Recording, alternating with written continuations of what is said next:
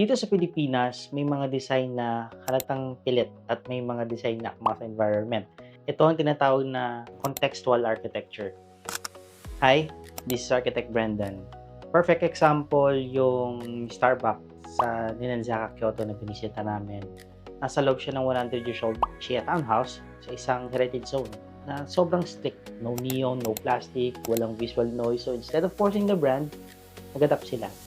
Just like the Starbucks logo on a curtain lang. Original timber at clay or preserved. Meron itong 3 courtyard na nagbibigay ng natural light. At sa second floor, nakatatami seating ka pa. You remove your shoes, you slow down, and suddenly, iba yung experience. Kahit kape, parang mas refined and may intention na experience. Dito rin sa Pilipinas, meron ilan.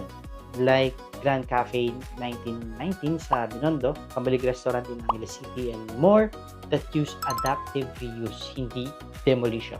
Here's the truth. If you don't expect the context, nawawalang memory ng lugar. Nagiging generic ang city. So instead na i-demolish, dapat i-evolve. Kaya ng global brand mag-adjust, tayo pa kaya?